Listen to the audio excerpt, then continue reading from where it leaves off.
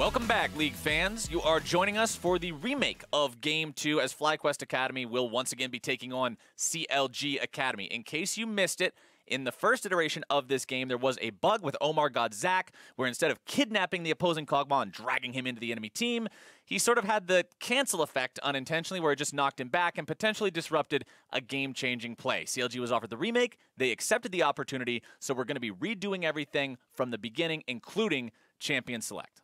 This is one of those games where I felt like the draft was fairly even. You see sometimes when you get these full remakes, the team's like, well, we shouldn't have given up Zaya Rakan, and that was destroying us, so let's get rid of Zaya Rakan. I mean, the biggest issue they had in the early game was Jarvan Galio, but, you know, generally speaking, the Jarvan's not that high priority. No. Galio is, but are you going to take that away early for Tuesday? And so I'm interested to see how this draft plays out again, because I wouldn't be super surprised to see, all right, run it back, we'll play it a little bit better. I won't do such a greedy clear as Omar got, so that I'm losing my top side of the jungle. There are adjustments to make here, and you just got to hope FlyQuest still has their head in the game. Update on that. Actually, the teams were given the option to redo the draft from the very beginning. They have declined that option and instead are going to choose to play the game from the beginning, but with the same composition. And that's exactly what I was saying, where, you know, the draft feels very even, felt like an execution-based game. FlyQuest were clearly executing better, but if you go through this draft, it's like, what parts are you really changing up here to get your advantages? So really not too surprised to see them go with that option. It would have been funny to watch the entire champ select again, but since they know that's what's going to happen, it's like, all right, we can kind of skip that. They're just planning on, all right, we'll do the same thing, you'll do the same thing. Let's just skip this all. It's all just formalities at this point. We'll play the same compositions. I just hope, Mark, we get the same Drakes. I hope we get double Inferno Dragon as well. That'd be very nice. Got to cross those fingers. Cross them, chat. You know you need to. Is there an emote for cross fingers for Twitch chat? I actually don't think there is. You know, that's kind of weird. I guess it's the praying one, right? Is there amino or whatever that one is? Is there an emote that ends in something that rhymes with Drake, so they can like spam like a milkshake? You could spam the shake to help the Drake. As long as they've got something they can, or a wagon. Spam the wagon to help the dragon. Just find something to spam to help the Drake be a fire Drake. That's what me and Mark need right now from all y'all. Thank you. Yeah, that'd be great. I also hope that we get to see a similar style by FlyQuest. I liked how they approached that early game, where the Jarvan was very active on the map, not necessarily just in terms of ganking lanes, because that wasn't what he was going for, but just tracking the Zac, harassing him off camps, contesting buffs, and generating advantages that way. I did like to see that, and hopefully CLG kind of reacts better this time, and they start fighting him off the camps a little bit more, and the Ash Arrows actually start connecting in the first 10 minutes of the game. Yeah, let's jump into that real quick, because specifically, Omar God, you said maybe he doesn't do as much of a greedy clear this time around. We saw him go blue to Wolves to Gromp to Scuttlecrab, finally making his way back up to his top side of the jungle, and at that point, both of his losing solo lanes had been shoved out of their turret, as losing solo lanes will do. And the enemy jungler's just up in his face, taking his red buff. He has to concede it. I feel like this time you definitely see him path more normally towards that second buff. For sure. And I think there are some things that you can kind of ask if he was trying to be more defensive than it initially appears. Maybe he's concerned of a red buff, you know, level 2 cheese gank. And so he's saying, all right, instead of letting him do this like red Raptors go down to my bot lane and gank it, I'll get the Scuttlecrab early and potentially get some vision down there. You start getting into these kind of weird pathing mind games where you're not sure what they're worried about, because Shrimp is traditionally known as a crazy aggro Jarvan, and so you're saying, well, he builds warrior. Yeah, he's probably going to level 2 gank, so I'm going to do this path instead, and then he actually just goes for a pretty standard 3-camp clear up to the top side, whatever it was, I think, and then you are now behind because you went for a defensive, greedy clear. And remember, it was also the warding that was done by FlyQuest Academy that allowed Shrimp to see, wait, his red buffs, he's not even doing it.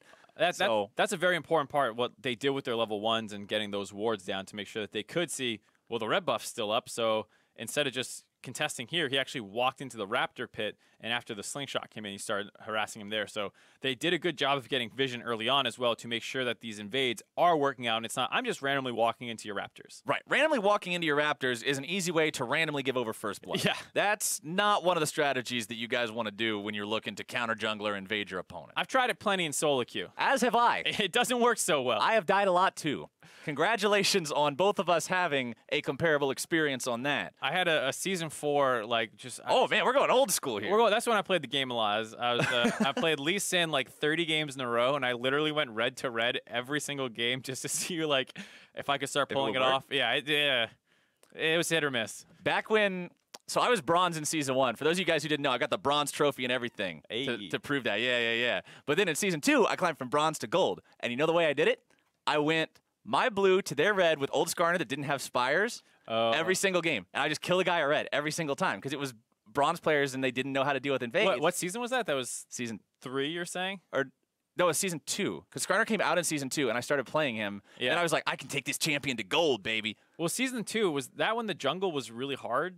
Or was that when it was easy?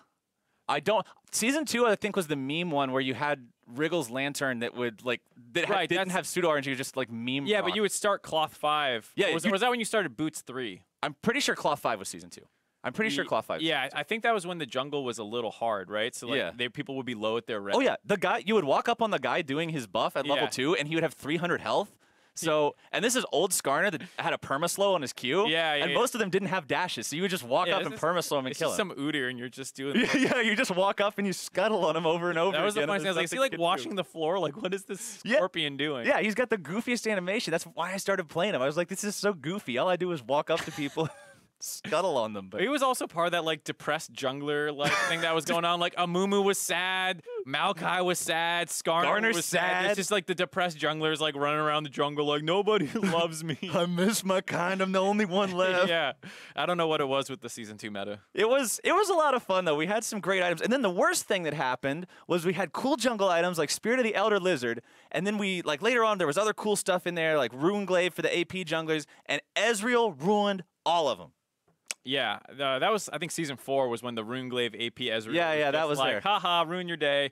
And then there was like ruins everything. I liked Vladimir top with Spirit of the Spectral Wraith. Oh yeah, I remember that. I just wanted to be the most annoying split push, like AFK, ignore me. I guess I was a really annoying player. Yeah, that's what. No, okay. It was. I think season 2. I think season 3 was the Spirit of the whatevers, like the lizards and the wraiths and stuff. And then season 4 was like the Rune Glaive. That was when you had the force. That's when the 4 smites came around. I'm pretty sure was something like that. I wish I could actually remember the league history, but what I do remember is Ezreal ruined all of it. Yeah, there wasn't different champions being like, "Oh man, this is broken." It was always just Ezreal. Every time I would read patch notes, I would say, and they would do something for the jungle. I'd be like, "All right, let's see which part of this Ezreal ruins for the rest of us." Yeah, it was always funny. Like, I'm an Elise. I love this AP item. It's Ezreal's great. like, it's mine now. I'm just gonna steal people's raptor. Mystic shot. Wave clear. All right, enough about season 2, season 3, season 4, wherever in the history books we are. Enough of the history. We're into the present day once again, on to Summoner's Rift very soon for these games. Flyquest Academy, CLG Academy. It's going to be good because of the fact that these teams now have the opportunity to adapt to what they expected last time. Like you were talking about, Mark, the mind games will be fun. And we saw the same draft thus far. Does the early game strategy stay the same? Once again, Flyquest Academy grouping up for that early invade. Looks like at least portions of this game will go very similar. Well, we got the ward down. That's the first step for complete. Flyquest. Now, step 2 for Flyquest is hope that Omar God does a greedy path again. I don't know if they'll be able to control that step because it is mostly up to Omar God himself, but we'll see. Right, and I mean, you could definitely really mix things up if you want. Like, as you see Omar God here kind of dancing back and forth, not sure where to start. Maybe overthinking. Like, do I go red? Do I go blue? Yeah, well, maybe overthinking it a little bit now. But we'll actually be starting on Wolves. On the Wolf Camp. All right. So that's where Omar God's going to begin things this time around. First Drake, by the way. I don't know if you guys spammed it or not. I can't see Twitch chat while we're doing games. But if you did, I appreciate you. Because look on your screen right now. That is a beautiful emblem to see on the wall. Infernal, first and foremost. Got a question for you. If you remake a game, do you guarantee to get the same dragons? I actually have no idea. I don't think you do. I'm not sure. I'm not sure if that's a thing where as soon as the champion select ends and the game launches, it's like the dragons are hard stuck in there, or if they just RNG them. Well, it's a new game ID, right? So you would think. I don't know this technical stuff. Sorry, I'll not quiz you on that. This is not my forte, Mark. My job is to talk about the game. So what are the variables that you're passing between the client of the... Oh, yeah, something with packets and... Yeah. Something, I don't know what we're talking about, but what we should be talking about right now is this matchup here in the mid lane, because last time around, we saw so much action exploding around these two players, right? Yep, similar path as well this time. Omar God has skipped the Scuttle Crab, but still did a full bot side clear, and this time working his way up to the top side. Looks like he wants to get that early ward down to potentially spot out this invade.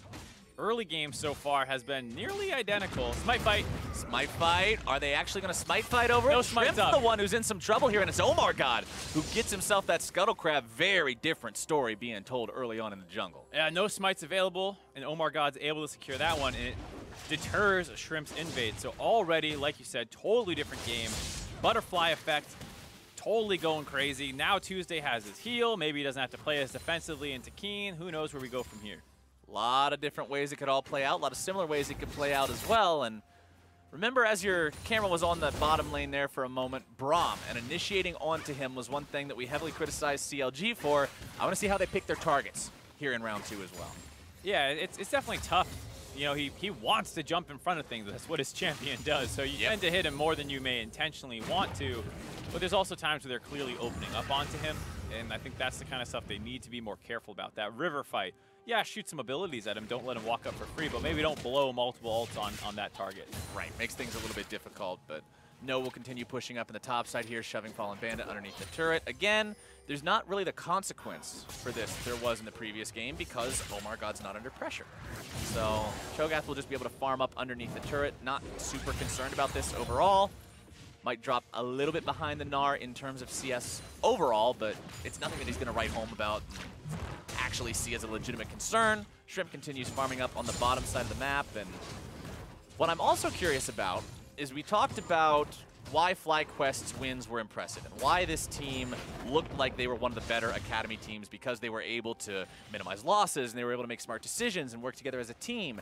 Now I want to see one of the trademarks that we often see even many LCS teams struggle with. Adaptation. This is technically not a best of series, but you got to play 20 minutes of the first game and see how your opponents did. This is your opportunity to react to that with the same comps even and potentially change something up. I want to see how Flyquest, as the #1 team in Academy, adapts. And that's the tough part, being that your strategy was working. So it feels weird to tell yourself, well, we got to adapt now. But at the same time, you do kind of need to, because CLG is definitely going to adapt. They're not going to go like, yeah, let's fall down 5K gold again. At do the same thing, guys. Yeah, you already see them adapting. They protected the top side of their jungle a lot better. And so, you know, Flyquest will need to find at least some differences. I think, you know, great vision control around the bot lane, which allows you to get a free Infernal Dragon at 10 minutes. Yeah, that's a repeatable strategy. Keep going for that one. But there are other elements that might not work out as well, like we already said with that early invade. You're not adapting to change your own successes. You're adapting to the adaptation of your opponent's failures. Exactly. So you don't want to go and just go for the same blind strategy and have them like camping a brush ready for it. But at the same time, you do need to find some different things to do. And with that Galio Jarvan Gnar combo that we saw, like, there's a lot of different ways that this game can go. There were some skirmishes up around the top side, around that blue buff invade that CLG tried to answer. Maybe CLG doesn't go for that blue buff invade now, but maybe Flyquest can instead go for a really coordinated 3-man dive on the Cho'Gath if they're able to chunk him out a little bit. There's so many different ways that Flyquest can play this early game out now. We'll just have to see what they choose to go with. Absolutely. CLG also, plenty of different options for them to choose how to play these things. You can see no super early Drake attempt. It was a little bit after this last time that the Drake was attempted by Flyquest. Omar God hanging out here in the top side as we go to the wide cam to see just how far back he is. Maybe if No wants to, yeah, exactly, the slingshot cam. Maybe if No wants to initiate onto that Cho'Gath, but he is not going to be taking that bait. There's just too many minions alone that makes that an unenticing situation, sends Omar God back into the jungle, but I did feel like Shrimp was at least kind of aware of that pressure, was hovering up in that river before recalling out. Just wanted to make sure that they didn't try and do anything with that big wave. That's one of the most important things as a top laner, and any really side laner, is to communicate when a big wave is coming into you, because those are the power play back-breaking moments that people try to explode games off of. With that additional minion wave, you know the enemy wants to stick around to collect that gold. you also know that if you successfully kill them, you now have a wave to push with. So playing around those big minion waves is one of the most important things you can do. Even in solo queue, you know, if you feel like you see a big wave coming in and you're sitting on your turret ready to collect it and there's some missing people, spam that assist me ping. I also like seeing the vision being used with the Ash Hawk shot. That's one part of that champion that can go a long way. Keeping track of Shrimp as he gets his second red buff. Now Keen flashing away there from Omar God. Utilizing the Let's Bounce to force that summoner spell out of the enemy mid laner, and that might open up the opportunity to make more plays here in the future, but probably going to want Omar to have the ulti up again before you go for that. Right, Keen on the Galio is going to be a pretty tough opponent to kill in the mid lane, but they do have enough CC that it could work. If Phil finds an opportunity to roam, auto sends an arrow, you start things off with a Orianna ult, potentially you can find a way to find the kill onto what is normally an impenetrable Galio. Blue buff will be given away to Tuesday. Omar God doesn't really have a lot of use for that as Zach, so happy to donate that one over towards his mid laner. Give him a little bit more control over what's happening here in mid against that early pushing power from the Galio that we talked about earlier. Omar God clearing out some of the vision. You can see CLG making sure they're paying attention to the bottom part of the river this time. Such a different game already. And if it's Flyquest, you just got to put the previous game in the back of your mind. At this point, just pretend it didn't happen. You are in such a different game at this point. It's not worth saying like, you know, we were killing them before. We were up 1,000 gold and we had some kills and we had an Infernal Dragon at this point in the game. Well, you're not there anymore. It's hard to do, but you need to forget about that and think about what you can do now. Right, I understand exactly how frustrating a situation like that can be when you were in such a dominant position, but at the same time, focusing on that doesn't win this game. Nope. That does not give you any sort of an edge in this one. So for Flyquest, it's all about shifting that mental, making sure that you're dealing with the task at hand, and finding the opportunity to set those plays up in a different environment. Ward placed down, Omar God secures his red with the smite just to make sure, recognizing that the enemy top laner was missing, so he wanted to make sure he doesn't accidentally give that red buff over to the Gnar, because that would be pretty unfortunate for Cho'Gath. That would lead to a very angry top laner. They did have the vision toggle going on there, so I was like, is No still there, but he just dropped a ward and then took the blast cone over the wall to get out. Just playing defensively for himself, so he feels confident to keep pressuring this matchup. Has a decent CS lead right now. There's a bit of a wave going in, so I'm sure Fallen Bandit will catch up a little bit, but is a big part of that 500 gold advantage that we see in the game right now. Now, jungle enchants are completed for both of these junglers. You've got your Chilling Smite with Cinder Hulk, the team player approach from Omar God. Once again, though, Skirmisher Saber with Warrior, more of that, I'm going to do all the damage myself, blast these guys down, build coming out from Shrimp, that really aggro Jarvan that you mentioned at the closure of the last game. So both these guys have plenty of playmaking opportunity now. We'll have to see where they decide to focus. I would imagine it would be towards the bottom half, with the Infernal Drake being a potential reward there. Also with level 6 being online pretty much across the board at this point in time. You know you can go anywhere and look to make a play. I wouldn't mind seeing Flyquest willing to sack the bot lane Infernal Dragon if they can make a big play top. I think that's one of those times where you're fine with that trade-off. If you kill the Cho'Gath, you take the turret, Gnar suddenly becomes a split push concern. That puts you in a good position later in the game, especially with the Elder Dragon, or the Infernal Dragon respawns, and now you have split push pressure. But CLG will actually be the one starting this off. This is Envision, so we'll finally get that fight. All right, first fight for the Infernal Drake. Stunned down onto the Braum, gonna be knocked back with the Pulverize. Can they do anything here? Instead, it's gonna be Shockwave finding its way only onto Keen. Taunt lands onto the CLG lines. Omar God gonna be taken low. The Alistair tanking a lot, but still has the ulti available. Shrimp making the dunk, flashing right back out, keeping himself alive. First blood over to CLG. Tuesday collects that one, and the TPs come in from behind. It's Fallen Bandit making his way into this one first. Unlike last time, Keen's still gonna be stuck. A double for Tuesday. It's 3 for CLG. And a completely different game here early on. Wow. CLG find 3 kills off that dragon fight. Like we were saying last game, which we hadn't really updated, these are very, very even team comps, and it will most likely come down to execution in this early game. It looked a little sketchy for CLG. They start off the fight on their favorite target, Braum, once again, and the fight is not going in their favor. But both top laners were heavily, heavily skirmishing up in the top lane, so no one's able to collapse down right away. And the Zac and Alistar just provides a better front line at this part of the game. So even though they are able to drop him down, the Orianna ult doesn't quite hit all the right targets. And at this point, the fact that the Alistar is able to tank up as much damage as he is right now is huge. And then they get the Shrimp, gets to kind of trade his life for the passive of Zach, but that's not a good trade. And then the TPs finally come in, but the fight's mostly already won. Keen decides to go in to try and find some more damage, but no one's able to follow up on him as Fallen Bandit has cut off the back line. And there you go, 3-for-0 and an Infernal Dragon. 1,500 gold lead for CLG. Really different game. So now, by the way, worth pointing out, the Drakes are not the same as last time. Mountain's coming up number 2 instead of Infernal Drake number 2, so a little bit bummed about that one, but you got to be excited if you're CLG, because what did we criticize their Infernal Drake fight for last game when they went 0 for 3 instead of 3 for 0? Fallen Bandit, no TP. This time around, Fallen Bandit's the one who arrives just a second earlier and ends up making the cutoff that lets them find that fight. Absolutely.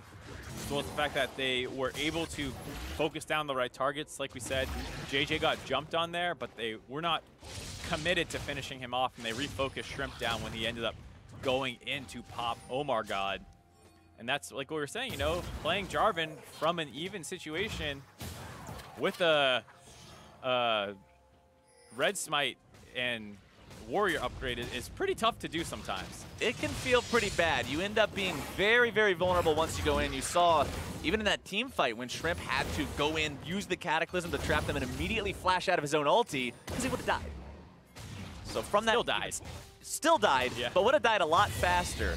It puts you in a situation where you feel much better about the state of the game as Omar God building tank, being this big front line for your team, because now you know you've got some damage threats. You've got a team that's got themselves a gold lead of around about 1,000 gold. And it's a gold lead that might shrink in a second here, just because we saw that Rift Herald go over to Shrimp yet again, clearly prioritizing that objective. And last time it was used to grab a turret. It's going to try and do the same thing this time. Might try and kill Tuesday. Maybe they've done a good job tracking his summoners, and they know that they have the summoner advantage to pick this fight, but Omar God is covering him. Omar God going in here onto Keen, looking to get the kidnap. There you go, lands that time. Keen decided to go forward, flash into the taunt, Justice Punch, Winds of War. Shrimp is here, makes the dunk, can't quite get the damage. Tuesday will make it a 1-for-1, but now Keen in some trouble, trying to retreat. Omar God grabbing the kill onto him. Back up here from Phil. No, won't find anything else. That's still 2-for-1, CLG. 2-for-1. CLG makes the first move on that attempt. And then Flyquest try and answer back, but the Orianna and Zach are pretty tanky. It's hard to finally finish them off with all the shields that they're able to pick up. So you see them kick it off on the Keen. Keen knows that they want to turn this. Tuesday's trying to space it, but gets flash taunted, then knock up. The EQ from Shrimp comes in, but Tuesday sidesteps it. And even though he still gets the ultimate off for the damage, it pulls him back, so it takes a little bit longer to finish off Keen there. Or, excuse me, Tuesday. It allows them to finish off Keen. And then both people start collapsing again, and everyone disengages. So 1-for-2, CLG in the mid lane. From 0 to 5 to 5 and 1, CLG have made those adaptations that we were talking about. How are you going to play this game differently? What mistakes are you going to recognize and correct coming into the second round of this game? CLG are playing it well for themselves. 5 out of 5 kill participation on Tuesday there in the mid lane. And honestly, 4 out of 5 kill participation for Zach, for Ashe, for Alistar. This team is working together as a unit. Yeah, they're doing a great job thus far. A lot more focus around the bot lane and ready for these skirmishes when they break out. I think that was a big problem for them before, was that they were kind of a step behind Flyquest, it felt like, the entire game, where, oh, there's a fight in the top lane because we went for a blue buff and they collapsed on us. Oh, both teams want to contest Dragon, but they have their TP up and we don't. This time, they're the aggressors in a lot of these situations, and they're taking the fights on their terms. Now, one thing I do want to mention, though, last time around we saw Flyquest sitting with a 5-0 lead. They also had some turret advantages. They had themselves a 5,000 gold lead. Yeah. It was a lot scarier. CLG, although they've got themselves a lead, although they're 1,000 gold up, it's not quite as comfortable. They're not sitting in a place where they feel like they're just in complete control of the game, so you've got to maintain respect, because if Flyquest are given the opportunity to come back into this game, one big team fight, and all of a sudden things shift. Yeah, absolutely. I mean, Flyquest were on pace to perfect game them. They had been controlling the enemy's jungle. They had found a lot of kills, and like you said, they found turrets. CLG still lacking in the turrets, so if this Rift Herald's able to finish off this top turret, they will actually probably be able to equalize the gold. and there's no help up here, so Cho'Gath is going to have to back off his turret. Yeah, Fallen Bandit knows there's not much of a way to stabilize against this one. He'll throw down the Rupture to just buy an extra half a second, but it's not going to do a ton. And Flyquest grabbing themselves turret number 1 brings us honestly just back up to even in terms of gold. Couple hundred for CLG, but a couple hundred gold, some control wards, Mark. That's not going to buy you a big item, make a huge difference.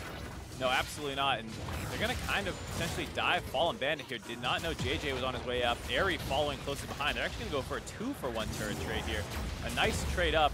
Tuesday roamed up to kind of protect Fallen Bandit from the potential dive, but that doesn't stop them from getting the objective. Otto's going to push in the bot wave, but they're definitely behind on this play. And this is why we always compliment FlyQuest so highly, is a lot of the advantages that they find in the games are not just based off kills, it's based off smart macro play and vision control. Yeah, I really like that decision from FlyQuest, getting themselves back to a point where they feel that they have agency in the game, where they're the ones who can make the plays. The turret lead is one way to come back into this match, but CLG saying, all right, you got 2 of ours, we're going to take 1 of yours, but we're also going to grab this second Drake. Bring that online so that then turrets and Barons and even more Drakes are easier to access later on. And Mountain Dragon is actually the most feast or famine dragon in the game in terms of its effectiveness.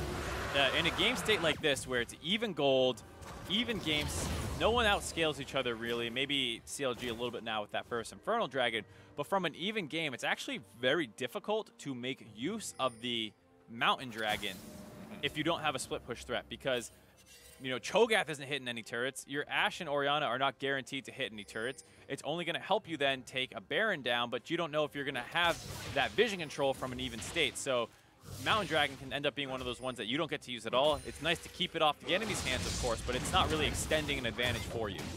We'll have to see how CLG can try to extend the advantage that they built for themselves through those fight victories they've earned so far. But when you look at the gold, it's actually FlyQuest with the slight lead, despite the 1-5. And so you would think, oh, well, that would be all concentrated around the junglers because he's 1-0 and 3 versus 2 and 1. But, you know, it's actually Shrimp who's up gold. So Shrimp is not as far behind as you might initially think. It's mostly around the top, mid, and bot lane, where No is much stronger after that split push that he's been developing in the CS lead, as well as the first turret gold. And on the bot side, all those skirmishes going in their favor. Baron spawning in 30 seconds now as well means there's always the opportunity for that to be a play, but the plays are made in the mid lane, and Tuesday is down before much can be said. The Zac ultimate going to drag Flyquest back into the turret, but it's too little, it's too late, and Flyquest were ahead on the play. And they lose their wave clear here in the mid lane right as Airy and JJ are roaming up. They're doing a great job of following around this action of Flyquest, potentially being able to push down turrets. Looks like CLG are going to react in time to wave clear that one, but it's just buying time for Noah in the top lane, who's now pushing down a Nexus or Inhib turret, excuse me. Not going to be able to take that one. It is going to heal up, so it's one of those things that you see it and you're like, whoa, look at this pressure. But it's like, it's not that big of a deal.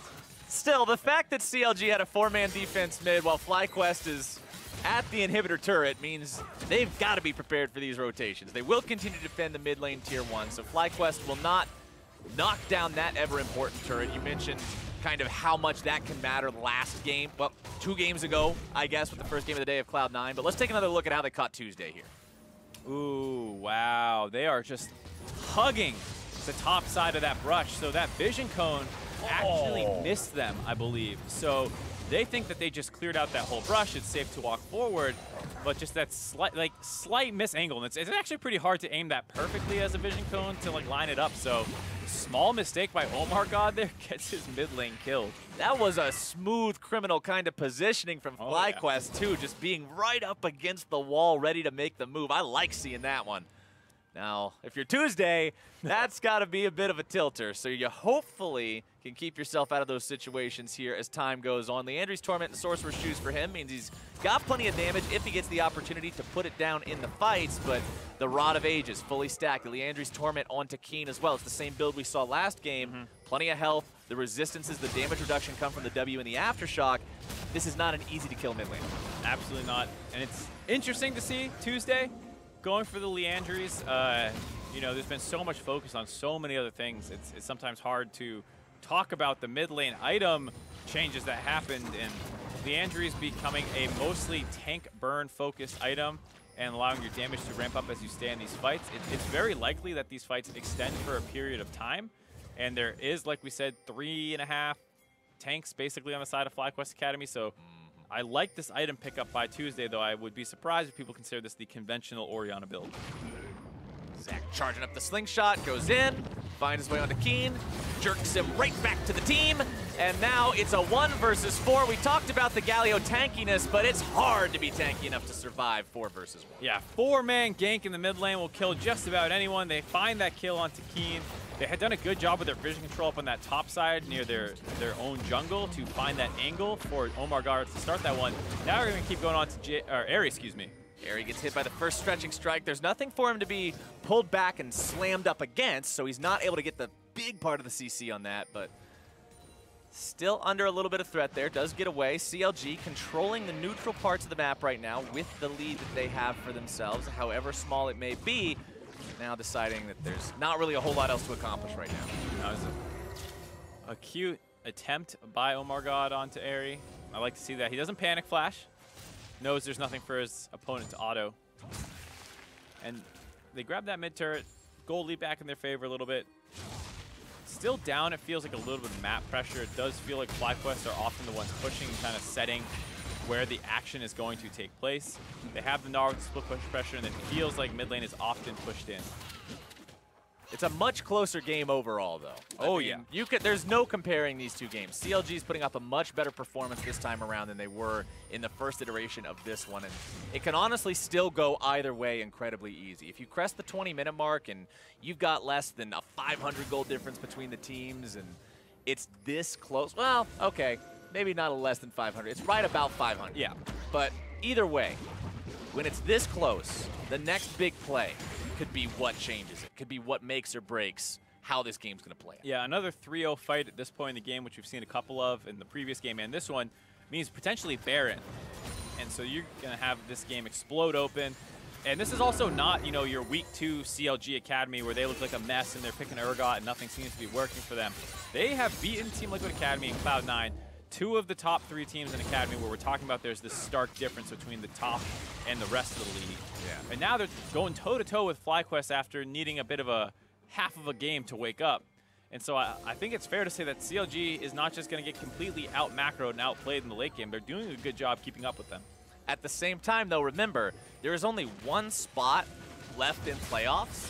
So for CLG, yeah, it can feel good to be like, okay, we responded well, we adapted properly, like, we put up a good fight against Flyquest. But if you don't win, that's still very problematic here in week 8 as Keen gonna be the target here yet again. Omar God looking to make the kidnap, can't quite find the mark. The Braum on the front line soaking a lot of damage here. 2-man rupture, able to find multiple members of Flyquest into the shockwave, and that is a fight for CLG. Nose barely walking away, but Omar God slams right into the ground with the slingshot, finds that pickup as well. With the enemy jungler dead, as well as that top laner, Baron appears to be the call. And there's been a number of skirmishes now where No has joined into them and does not have Mega Gnar available, and it's beginning to hurt them. They have a much squishier front line if they're not careful about how they start these fights. You saw Shrimp and No basically getting forced back by Tuesday by himself. Without that smite available, they want this Baron. Flyquest has to make some kind of a crazy defense here if they want to stop it. Baron going to be taken very low. Instead, CLG decides to turn the root into the damage CC chain onto Keen. He's gone. But can CLG finish this Baron? They still got to deal with the Kog'Maw. They get what they came for, and they get out. They have that Baron power recall. All 5 members going to be able to take that Baron buff. And we said the next 3-for-0 fight was going to decide the game potentially. Well, CLG just won it. They open up onto Keen a little bit, as well as Aery, force them back away from the fight so they're not doing any damage. Omar God does miss that kidnap as the flash comes through, but then watch No and Shrimp on the right, or the right side of your screen. They just get focused down. The Orianna ult destroys their health bars, and this is why they have this kind of conditional tankiness. And Keen was forced away on the left side, so he couldn't get on top of them. He didn't drop his ult to try and save them. And it's just so difficult if the Gnar is not in mega form. He gets dropped too quickly. And Keen always seems to be in the sights of these guys. CLG seem to be targeting him, and that goes back to one of the oldest philosophies that there is in League of Legends. When you're up against something with a global or a semi-global, go to the global. Because then he can't use it to save somebody else if he's the target. And it's definitely working out, not picking these side lane fights. They constantly are attacking the mid lane. Keen is a player who, despite how good he's been in Academy and some of his success in the LCS, is sometimes seen as a little bit of a volatile player where when things start going south, heaven or hell, right? Yeah, he either plays very solid and consistent or he starts dying all the time. Airy might find himself dying here. Shockwave finds the mark, and Tuesday is going to assassinate that enemy AD carry. Shrimp in the back lines now is not exactly where he wants to be, simply because of the fact that he is that more warrior-style Jarvan. He can't survive against these guys for a very long time. Bottom side, Otto trying to do what he can up against this enemy team. Keen moves forward to stop him. He's got Fallen Bandit right behind him, though, so Flyquest not really able to make a play onto this one just yet. They're being pressured under 2 different inhibitor turrets now. 3 members of CLG in the mid lane, 2 in the bottom lane. Phil on the front line, exactly where an Alistar wants to be. Blue buff. Shrimp not exactly where you'd like to see him at this point in time. Blue turret goes down, as you can see there on your screen. Shrimp coming in from behind. There's your Galio ulti. This might be what Flyquest is looking for, but the counterattack comes through and CLG is able to find the kill onto Shrimp first. A lot of damage going to be poured into Keen. It's a double kill for Tuesday, and CLG is going for the jugular here today. Omar God forced back as Airy is once again caught out and brought down. A killing spree for Otto. 14-2. For CLG Academy. They got 2 different inhibitors about to drop, and they're marching towards the Nexus. Yeah, that looks like it's going to be game here. CLG Academy bounced back in a big way from the game 1, I guess you could call it remake. They go 2-15 in kills, completely play the game differently, adapt very well while keeping the draft the exact same, showing they know what went wrong and how to fix it this time around. Another sub 30-minute game today. The wins are happening decisively. They're happening just so quick once these teams get an advantage. And Mark, we called it, man. Next 3-for-0 fight decides the game. Sure enough, the game ends 5 minutes later. And it's crazy to think that, you know, this would have been a sub 30-minute game in the first version of it when it was a nearly perfect game going on for FlyQuest. But this time around, boom, CLG reacts. They make sure they don't fall behind to the pressure of Jarvan early on. They make some ganks in the mid lane. Their dragon fight is played properly this time. They can match the TPs. And then they play the game out very well from there.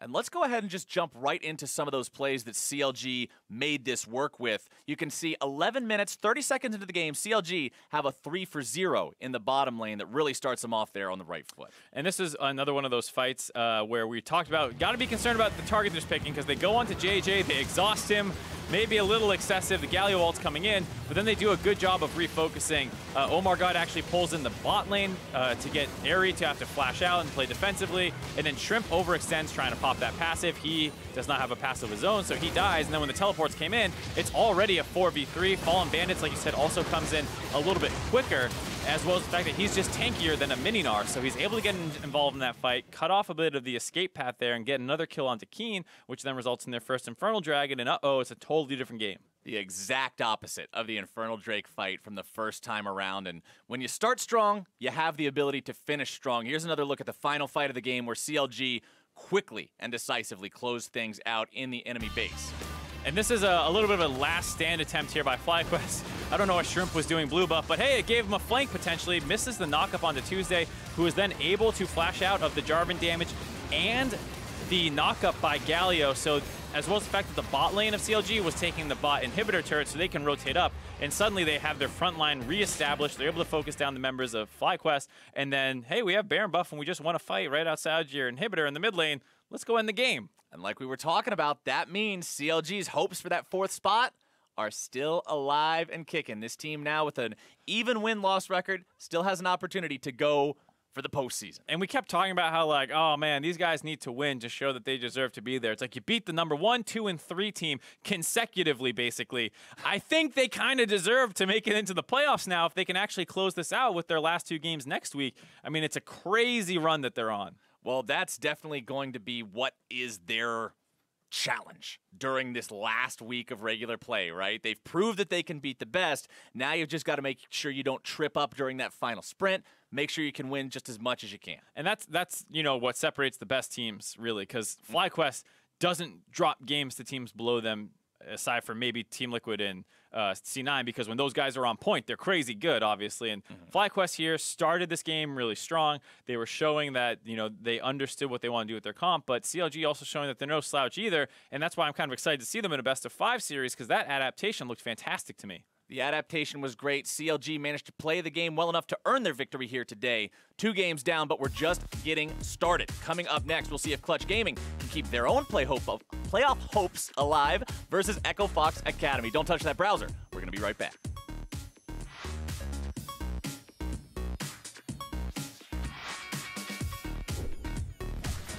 Fallen Bandit making his way into this one first. Unlike last time, Keen's still going to be stuck. A double for Tuesday. It's 3 for CLG. Shrimp is here, makes the dunk, can't quite get the damage. Tuesday will make it a 1-for-1, but now Keen in some trouble, trying to retreat. The Braum on the front line, soaking a lot of damage here. Two-man rupture, able to find multiple members of Flyquest into the shockwave, and that is a fight for CLG. This might be what Flyquest is looking for, but the counterattack comes through and CLG is able to find the kill onto Shrimp first. A lot of damage going to be poured into Keen. It's a double kill for Tuesday. Play like a pro in City Champs.